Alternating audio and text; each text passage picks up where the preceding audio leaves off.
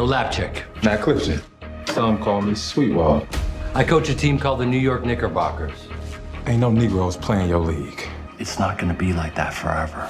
So I got a chance to see Sweetwater, and I grew up playing basketball. I love all the stories that come out that, we hear about through college and the NBA. And of course, this is a pivotal one. So Darren, maybe why don't you start off and set up kind of the story of Sweetwater? Everybody knows the Jackie Robinson story, but you start to ask around who's the first, African-American Black NBA player that dominates the world right now, and no one knew the answer. And so, the writer-director Martine got connected with me, and he had been working on it for so long. And I'm a sports guy. I had coached high school basketball. My boys play basketball, and then we had the biggest challenge in who in the world can play Sweetwater, and you're like, the NBA is our partner.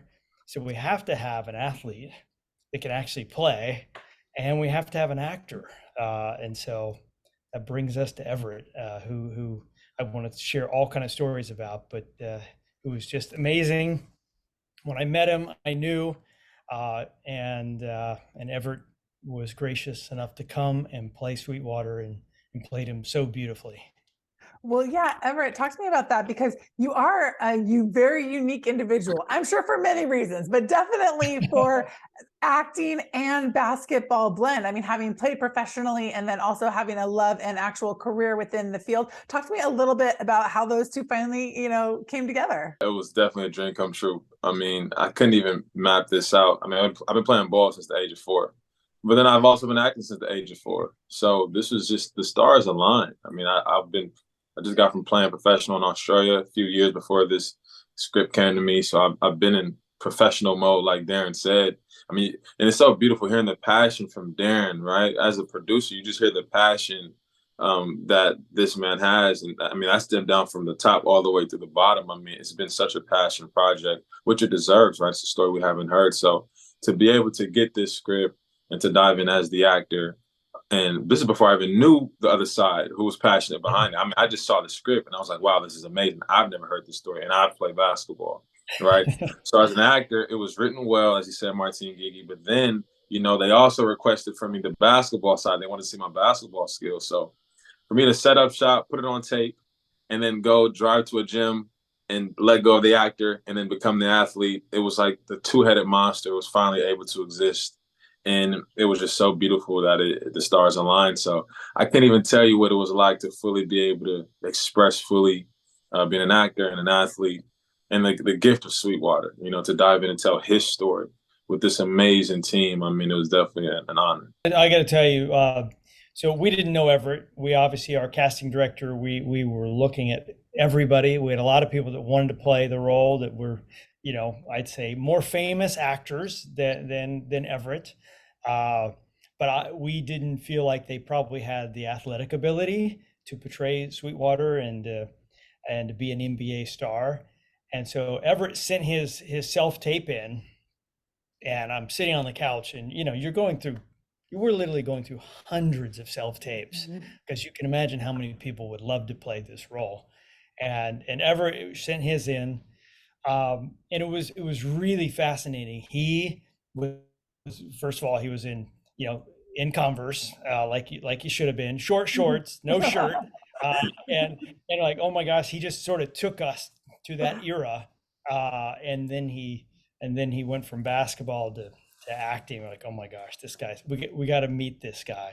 So we sort of knew off the audition he was it, but we had to meet him in person. And then we had to talk to the financiers about, hey, we're going to put a no name here, to do this role, but we couldn't have picked anybody better.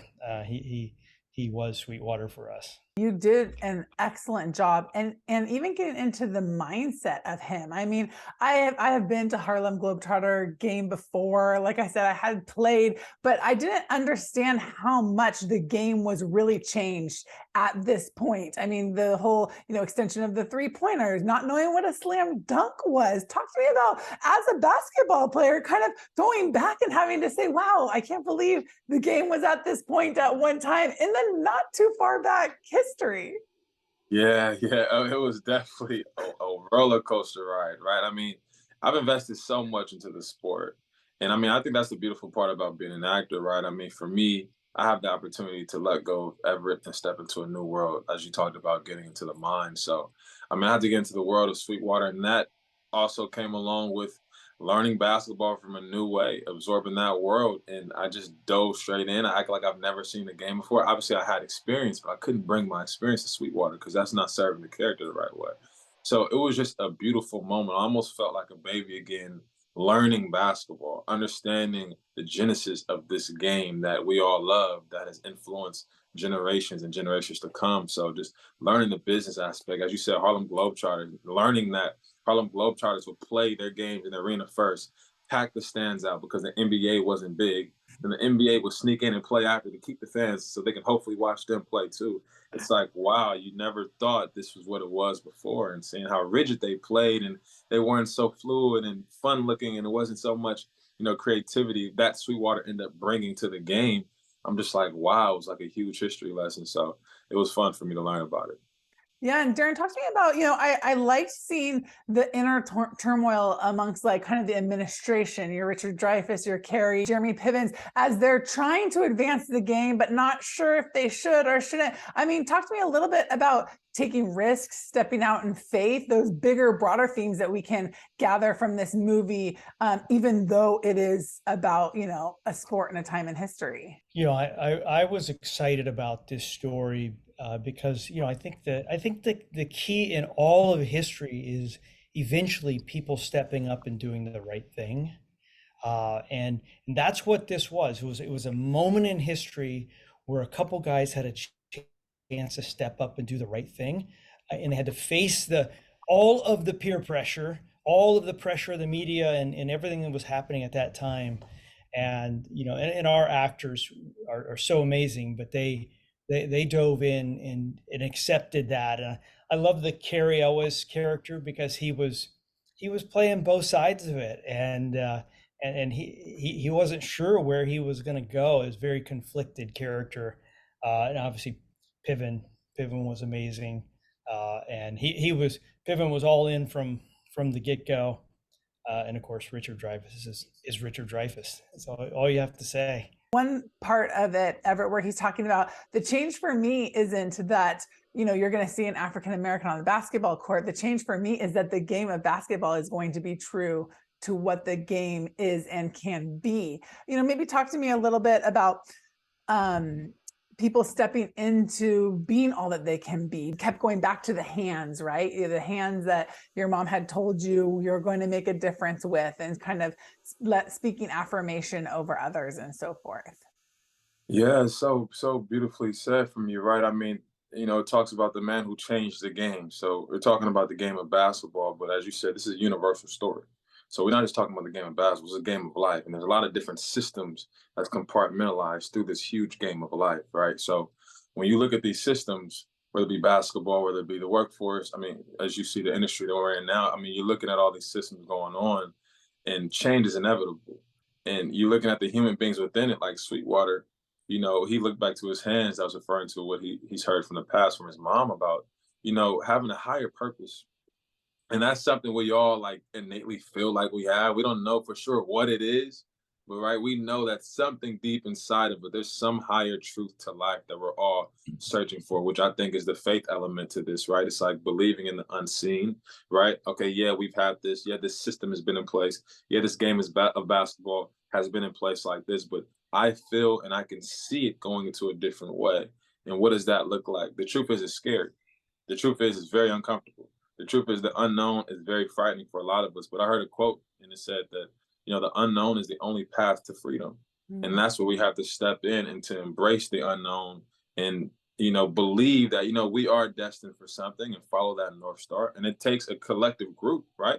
Like he said, it takes the Richard Dreyfuss, the Kerry, the Jeremys, I mean, Ned Irish, right? Kevin, like all these guys that stepped in and played roles to help Sweetwater break change. I mean, he felt innately through faith that there was a higher purpose, and then other people around him felt that too. And then you get to see the journey of like what that looks like of people being uncomfortable and finally birthing the change that has influenced this world and this whole generation to come in the game of basketball. So I think it's a beautiful journey, and I felt good going through it as well. And it highlighted my own personal life and stories that I think we see in the world right now.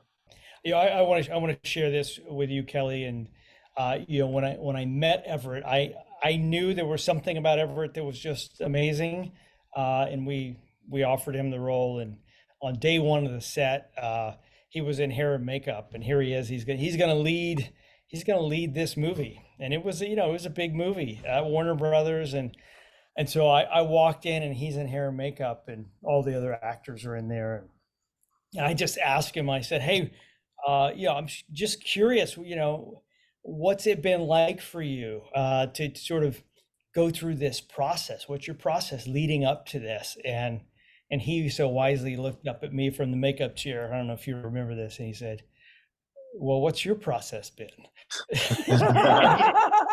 and he turned it on me, and we hadn't had any personal conversations about faith or anything like that. And I said, well, to be honest, my process has been praying for you. And I felt like it sort of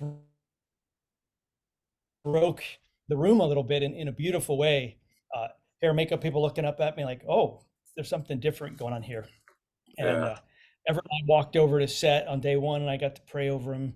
It was just what I just view as a beautiful friendship that started with around this character, Sweetwater. You ready to